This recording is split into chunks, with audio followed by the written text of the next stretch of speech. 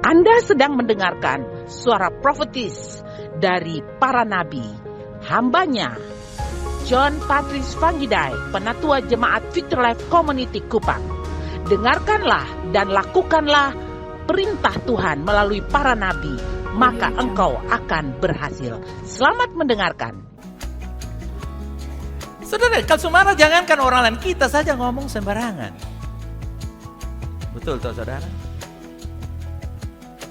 Kadang-kadang ceplos. Kemarin saya buka auto putih saya, bau busuk saya bilang kurang ajarin anak-anak. Siapa bikin? Langsung JP tambah lagi, itu JP itu kurang ajar. Oh JP dia lapis selalu. Dan JP dia mahal selalu. Aduh saya ini salah omong. Karena dia kan busuk. Nah sekarang lu tugas, lu ambil tangan dia rokok. Apa ini ada ulat? Angkat semua. Kadang-kadang kita itu manusia. Kita nggak bisa bilang malaikat di sini. Itu keceplosan. Tapi setelah itu, waduh saya ini mesti tebus salah omong. Tidak boleh pimpin pujian, tidak boleh melayani. Ada jemaat yang bisa berdoa kok. Bepun di sini bisa berdoa dulu minta lihat. Dulu tunggu doa, beta doa puasa sampai beres baru datang lagi. Nah orang semua sumati harus berkoton datang. Jadi saudara kayak nggak sih? Tidak berarti bahwa kita kompromi dengan kesalahan kita, tapi kita cara menghandle. Amin saudara. Kita bisa menghandle semua yang terjadi sehingga kita bisa tempatkan proporsinya. Tuhan saja melihat kita ini orang benar. Amin. Tuhan tidak pernah terganggu dengan keadaan sampai kapanpun. Ketika Tuhan membenarkan kita waktu kita dilahirkan kembali, forever you are right before God. Selamanya kamu benar di mata Tuhan. Hanya manusia saja yang seringkali belum mau terima orang pertobatan, orang penyesalan. Hanya istri yang tidak mau terima suami punya penyesalan dan pertobatan. Hanya suami yang tidak mau terima istri punya penyesalan. Hanya suami istri atau papa mama yang tidak mau terima anak punya penyesalan. Tapi Tuhan tidak begitu. Tuhan datang langsung aja dia terima. Hanya kita manusia ini yang kadang-kadang mau jadi Tuhan. Jadi apa saudara? Tuhan. Nanti jadi hantu-hantu. Nah, itu. Kalau manusia mau menjadi Tuhan, akibatnya di ujungnya jadi apa? Hantu-hantu. Bikin tambah kacau. Makanya dunia kacaunya bukan karena setan dan Tuhan punya perbuatan. Setan bilang karena bahwa memilih perbuatan jelek, saya hanya mensupport. Dan Tuhan tidak pernah mengizinkan kita melakukan hal yang jahat. Dan semua setan. Dia lebih main judi kalau bangkrut rumah otot dong gak ada baru salah beta. Pikir beta ada pakai otot, beta pakai jam tangan. Oke. Semua yang orang pikirkan, orang ukur kepada kita itu dapat berubah. Tapi semua yang Tuhan katakan kepada kita permanen. Tak termakan oleh angin, situasi, dan keadaan. Itulah sebabnya kita harus menilai diri kita berdasarkan sesuatu yang tak tergoyahkan. Seperti yang Tuhan katakan, saya ada seperti yang Tuhan katakan. Kehidupan yang kudus berasal dari mengetahui identitas kita sebagai kebenaran Allah di dalam Kristus. Benar mesti tahu itu. Identitas kita karena saya berada di dalam Kristus. Sampai kapan saya berada dalam Kristus? Selama-lamanya. Amin. Kenapa? Dengar. Kita dibenarkan bukan karena sebuah tanda tangan Allah, tapi darah Yesus. Yang diinfus masuk ke dalam tubuh kita. Haleluya, amin. Sehingga yang ada pada tubuh kita, darah Yesus. Tubuh rohani darah Yesus. Sehingga sekali sudah menjadi keturunan Vanggidai, Anda boleh ganti nama Honggodo. Nah, tetap Vanggidai. Sekali kamu dibenarkan karena darah Yesus, perasaan dan perbuatan salah tidak akan merubah darah kebenaran. Katakan amin luar biasa teman. Itu dia. Sehingga orang bisa bebas, enjoy life, bisa menang atas dosa, bisa banyak hal kebenaran. Sukacita yang Tuhan mau. Jadi ada ajaran dalam kekristenan mungkin yang Anda pernah dengar mengajarkan bahwa meskipun kita memiliki kedudukan yang benar di mata Tuhan, yang penting dari itu adalah berusaha untuk menjadi kudus, mentaati, melakukan, lebih murah hati, lebih pemaaf, lebih pemberi, supaya kamu lebih benar lagi. Keliru kawan. Karena kita dibenarkan bukan karena perbuatan baik, dibenarkan karena menerima kebenaran. Yaitu Dia yang membenarkan saya oleh darahnya yang saya percaya berlaku atas hidup saya. Katakan amin. Umat Tuhan, perbuatan baik adalah hal yang baik. Tetapi berbahaya dari ajaran adalah ajaran melakukan perbuatan baik supaya kudus benar adalah dia memberi pesan bahwa kita harus lakukan sesuatu untuk menjadi. Do something to become. Melakukan sesuatu untuk menjadi kudus. No, we are not doing something to be holy. We are accepted the righteous. Kita menerima kebenaran yang di dalamnya ada bonus kesucian. Kalau Anda dibenarkan, otomatis dikuduskan.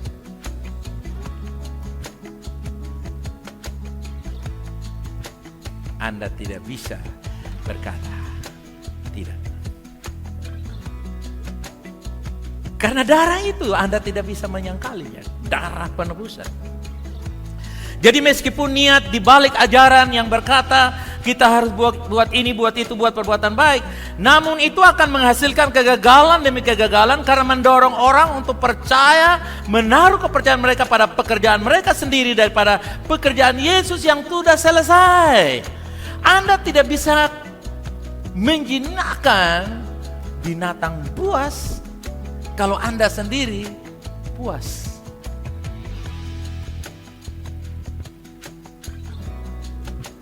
Singa tidak bisa menjinakkan singa. Betul ya saudara? Mesti ada makhluk lain. Orang. Perbuatan kedagingan kita ibarat singa. Kemanusiaan kita ini seperti singa. Kita tidak bisa menjinakkan diri kita sendiri. Dia hanya dari luar saja. Dia hanya dari luar saja. Dan itu lebih berbahaya. Orang memakai jubah agama itu lebih berbahaya dari mereka yang terang-terangan bawa pistol dan mengancam orang. Orang bawa pistol, celurit, orang sudah tahu ini bahaya. Tetapi orang memakai jubah agama itu sangat-sangat dengan cara yang sangat bahaya. Terjadi di mana-mana, termasuk di bangsa ini. Alkitab memberitahu kita bahwa kita tidak perlu melakukan apapun untuk menjadi orang benar, karena sudah menjadi kebenaran melalui karya Yesus Kristus yang sudah selesai. Katakan amin. Pekerjaan paripurna Yesus yang sudah selesai itu menyebabkan kita menjadi kudus dan benar. Cara untuk menjalani kehidupan yang memuliakan Tuhan adalah dengan terlebih dahulu memastikan identitas saya dan saudara bahwa kita benar di dalam Kristus. Pastikan Anda benar dalam Kristus. Yang pasti katakan, saya benar. Yes. Ketika kita mengetahui bahwa identitas kita orang benar, dibenarkan karena menerima pembenaran Allah, kita akan hidup dan bertindak berdasarkan identitas kita. Kalau pemilu tiba lalu orang sudah pilih partai A lalu pilih partai B, benar-benar dia menyangkal identitasnya karena dia sudah partai A, dia pilih partai B gara-gara Lloyd. Nah sama juga saudara yang kasih. Bahwa kita ketika kita tahu identitas kita, kita tidak akan mungkin menyeleweng. Karena kita tahu siapa. Kalau ayam berenang itu keterlaluan saudara. Saudara pernah lihat ayam berenang? Tidak pernah kan? Karena ID-nya ayam tuh kalau ditelusuri dia nggak bisa berenang, dia bisa berkotek. Nah sebaliknya saudara ikan berkotek, kita tangkap ikan. Itu ikan berkotek, ayam berenang. Nggak ada begitu. Idenya, binatang saja tidak mungkin menyangkal dirinya sendiri. Dengar Anda, ketika Anda tahu Anda orang benar, don't worry about sin. Nggak usah khawatir soal dosa dan gagal, nggak usah khawatir. Nggak usah khawatir. Kenapa? Karena ikan saja tahu diri. Apalagi anak Tuhan tidak tahu diri. Kan ada lagu, anak Tuhan harus, anak Tuhan tahu, anak Tuhan ada di gereja, tuh, betul tuh? Anak tuh, monyet di atas pohon, ikan di laut, anak Tuhan di dalam, betul kok? Betul, anak Tuhan ada dalam gereja? Ya, betul, anak Tuhan ada dalam gereja. ID-nya jelas.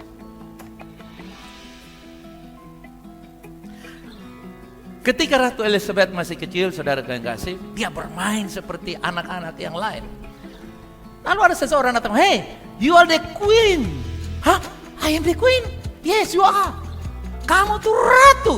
Sejak dia tahu bahwa dia ratu, dia tidak main sikedoka sembarangan tali merdeka lagi, saudara. Toh kalau bermain pun di tempat-tempat yang elit, dia tidak sembarangan. Ketika Anda tahu bahwa Anda ciptaan yang baru, manusia Allah, orang benar, Anda akan tahu di mana Anda berada, apa yang Anda lakukan, apa yang Anda makan, minum, dan sebagainya. Nafasmu berbunyi kebenaran. Pertobatan hanyalah perubahan pikiran seseorang. Dan kita harus mengubah pikiran dengan menyadari dan percaya bahwa kita telah dibenarkan di dalam Kristus. Tobat itu mulai dari perubahan pikiran, bukan dari perbuatan. Nah seringkali, wih dia setobat, kalau dia ada lipat tangan tuh, dia setobat. Belum tentu. Nah saudara yang lipat tangan tetap lipat tangan, saudara kaget begini saudara. Lipat tangan aja, kalau mungkin dingin ya pakai jaket. Tapi saya tidak bermaksud menyinggung saudara. Sungguh ini hasil yang berkhotbah, selama kosong. Iya kan? Kita banyak lihat dari orang. Wih laki supaya dia ada di rumah. Nah, lu lihat HP apa yang dia main di kamar, dia ada backup. Jangan lihat dia di rumah saja. Sekarang dunia sudah telapak tangan. Wih, bepanas bahaya. Bepanas untuk keluar rumah. Tiba-tiba ada orang, ibu anak nama ini kok. Ya, ini ada pinjaman di bank, ibu mesti ganti kok ini. Kok dia di rumah? Dia di rumah mau lupa HP, mana ibu? Ibu sudah tahu kok. Aduh, susah sudah datang. Oke, jadi saudara yang kasih, perubahan pikiran, metanoia. Jadi ada bombardir terhadap kekristenan, yaitu berusaha lebih keras. Ayo usaha lebih keras, ayo hidup lebih suci, lebih benar, lebih suci, lebih benar, lebih penuh kasih. Tidak diberdasarkan pada pengajaran perjanjian baru.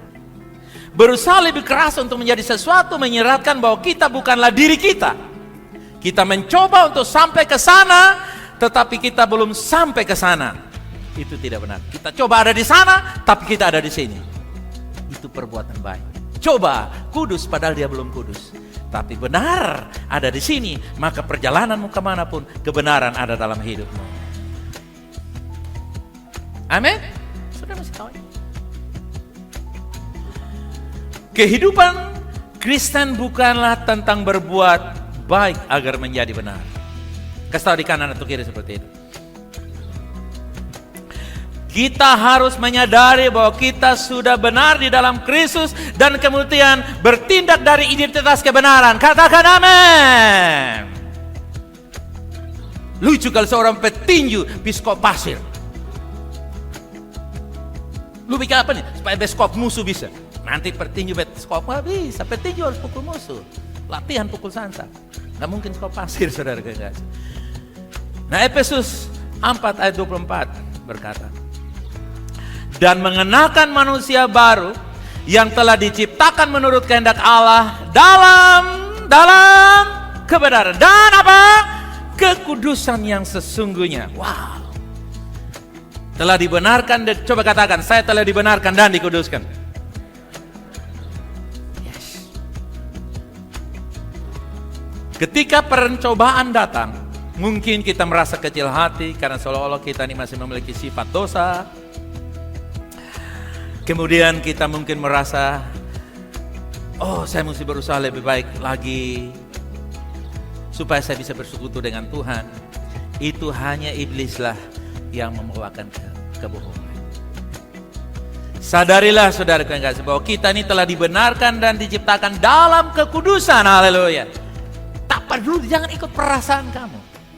Sekalipun tindakanmu salah, bangkit dan mulai berkata. Karena ketika engkau tahu siapa engkau, amin saudara, pasti engkau akan melakukan. Kalau ikan tahu ikan, dia sadar. Bayang kalau ikan sadar bahwa dia ini ikan, dia akan berenang. Makanya saudara lihat, pernah lihat kalau saudara ada orang bilang makan meeting, saudara buka angkat ikan ada tidur. Pernah lihat? Saya lihat orang kalau datang ikan tidur. Begitu sentuh, dia lari. Nah apa yang terjadi? Waktu saya tidur, ciluk, saya akan lari, saudara kekasih. Karena hantu laut pasti, saudara kekasih. Iya kan? Ini contoh yang simpel. Begitu kita buka, sentuh dia lari. Nah kalau sentuh dia ciluk, betelapi selalu. Wah, itu bahaya saudara kekasih. Hantu pasti. Demikian saudara kekasih. Kalau engkau sadar senantiasa, pencobaan datang yang menyadarkan. Berterima kasih untuk pencobaan. Kasih tahu dikit, terima kasih untuk pencobaan. Semakin dicoba semakin sadar. Apa saya katakan? Nah ibu, anak-anak dong, mama mau doa, jangan bikin pencobaan sama soalnya. Bosan jangan bikin pencobaan sampai lu 1, 2, 3, 4, 5. Jadi kota 5 ini pencobaan semua kok mama. Bagaimana kalau pencobaan Tuhan ambil pulang di surga? Jangan begitu. Bosan jangan bikin pencobaan tuh boleh ada karena itu menolong untuk kita sadar. Seperti ujian. Bayangkan sekolah terus tidak pernah ujian. Latihan bawa otot terus, tapi tidak pernah disuruh jalan sendiri. Ya nggak bisa. Saudara kan kasih, ini prinsip-prinsip kebenaran yang kalau kita diskusi, saudara kan kasih, banyak yang kebobolan di sini. Menyembah Tuhan gak enjoy, kita nggak datang ke rumah Tuhan, datang ke pembahasan, itu lagu. Tapi saya percaya kebenaran sudah datang dan saudara sudah paham, amen. Sehingga kita bisa enjoy.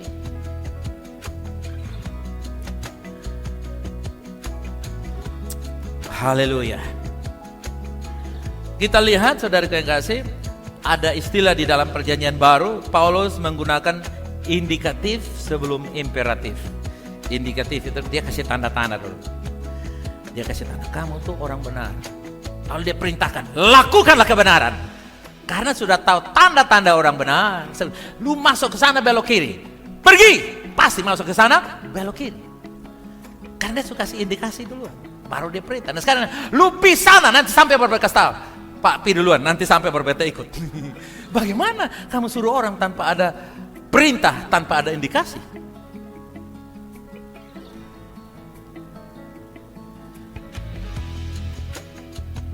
Karena kita telah dibangkitkan bersama dengan Kristus, maka kita dapat mematikan perbuatan daging. Yang percaya katakan, yes. Dalam menghadapi pergumulan kita dengan dosa, kegagalan, Tuhan mencari dan menyelamatkan kita. Amen. Menurut Roma 6 ayat 12. Coba kita baca. Roma 6 ayat 12. Sebab itu hendaklah dosa jangan apa? Berkuasa lagi. Dulu pernah, sekarang jangan berkuasa lagi di mana? Di dalam tubuhmu yang fana. Baca kuat. Supaya kamu jangan lagi menuruti keinginannya. Jadi dosa ada. Minyak bercampur dengan air tadi saya bilang. Tetapi kita santai-santai aja. Karena kita tahu cara mainnya, cara mengelolanya, memanagenya, cara berpikir kita. Jadi ketika coba kita lihat kata oleh karena itu digunakan berarti ada ayat lain sebelum yang menjadi dasar ayat ini. Jadi ketika oleh karena itu, oleh karena apa? Ada sebelumnya. Jadi jika kita memiliki masalah-masalah dengan pornografi, dengan pengampunan, kemarahan, depresi, kebiasaan buruk, dan lain-lain, saudara yang tahulah keadaan saudara masing-masing, kita berada dalam keadaan yang tidak percaya. Kalau kita terus dikuasai oleh situasi itu. Karena dosa itu menyengsarakan. Perasaan dosa itu menyengsarakan. Tetapi kita tidak dapat mengalahkan dosa dengan berusaha keras untuk tidak berbuat dosa. Itulah mentalitas berusaha lebih keras. Alkitab tidak mengajarkan kekudusan dengan berusaha lebih keras. Sekali lagi, kita tidak dapat mengalahkan dosa dengan berusaha keras untuk tidak berbuat dosa. Itu mentalitas berusaha keras untuk tidak berdosa. Alkitab tidak mengajarkan kekudusan dengan cara berusaha. Misalnya kita lihat 1 Yohanes 4 ayat yang ke-19. Di situ memberitahu kita bahwa kita dipanggil untuk mengasihi sesama dan mengasihi Allah karena kita melakukannya karena Tuhan lebih dahulu mengasihi kita. 1 Yohanes 4 ayat 19. Saya mengasihi karena Tuhan lebih dahulu mengasihi.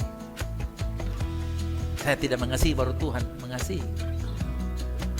Tuhan lebih dahulu mengasihi baru kita mengasihi.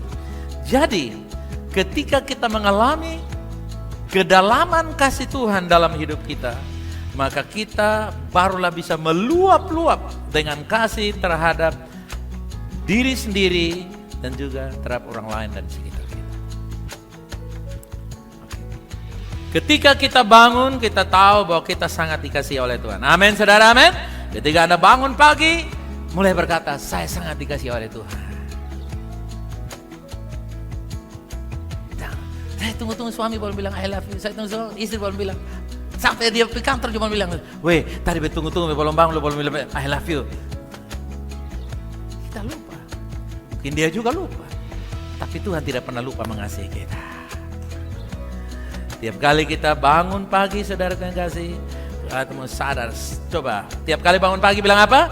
Terima kasih, saya sangat dikasihi oleh Allah. Oh, karena saya sangat dikasihi oleh Allah, otomatis saya bisa meresponinya dengan kasih pada dia. Umat Tuhan, Tuhan telah menjadikan kita suci dan tak bercela. Dan dia telah membuat kita dicintai di hadapannya, terlepas dari keadaanmu bagaimana. Dia tetap mencintai kita. Haleluya. Bisa katakan amin? Terlepas dari keadaan saudara. Terlepas. Coba katakan, terlepas. Pakai tangan sedikit, terlepas. Ya, terlepas. Terlepas, saudara kekasih. Terlepas dari keadaanmu bagaimana? Tapi kita tidak bisa menghindari dari kebahagiaan Tuhan yang mengasihi. Iblis suka menyerang wanita khususnya karena wanita memiliki kecenderungan yang lebih besar untuk melangkah, misalnya membantu keluarga, terutama ketika pria tidak bertindak sebagai kepala rumah tangga. Kalau nggak keluar nih klipnya, terus keluar jangan malu, nggak apa-apa. Ibu-ibu pasti akan senang kalau saya baca. Ayo kasih keluar, kamu. Ayo, saya tunggu. Kalau tidak kasih keluar, saya tidak. Saya tunggu. Masa jangan takut, ibu marah-marah udah pelapis, saya bilang ini beta hanya kasih keluar saja. Kembali kepada kebenaran. Iblis suka menyerang wanita karena wanita itu lebih memiliki kecenderungan yang lebih besar untuk melangkah membantu keluarga. Betul toh? Sepulang capek-capek masih bikin pisang goreng, roti goreng, kacang asin, kacang gula, bantu ini, bantu itu. Ada loker untuk jual pulsa. Suami yang tukang beli pulsanya tapi lupa bayar kembali. Terutama kalau pria, syukur keluar, puji Tuhan. Dan kadang-kadang saudara kasih, saat pria mungkin tidak bertindak sampai keluar, mama pimpin doa, bapak didoakan. Bisa terjadi kecenderungan seperti itu. Tetapi saudara dengar baik-baik, melakukan hal-hal seperti ini, kalau kita tidak waspadai, kita bisa kecolongan dan kita tidak menghargai posisi dan otoritas. Karena itu saudara yang kasih, kita jangan sampai terbawa, khususnya kaum pria, kaum ibu, karena nanti kalau tidak waspada kita bisa meremehkan dan merendahkan. Sehebat-hebatnya seorang penolong, dia penolong yang terhebat. Betul kan? Sehebat-hebatnya penolong, direktur, maka dialah menjadi direktur. Gak bisa begitu. Sehebat-hebatnya penolong, dia penolong yang hebat. Tidak mungkin. Sehebat-hebatnya sekretaris, dialah direktur utama. Oh, gak bisa begitu. Iya toh? Nah, laki-laki semua bilang iya. Ia tidak boleh menghadapi yang perempuan yang lu tunggu ya. Nah, begitu. Itu manusia lama, kita begitu. Itulah sebabnya dalam Alkitab kita melihat Yesus. Oke. Nanti saudara baca, saya coba menyimpulkan ini.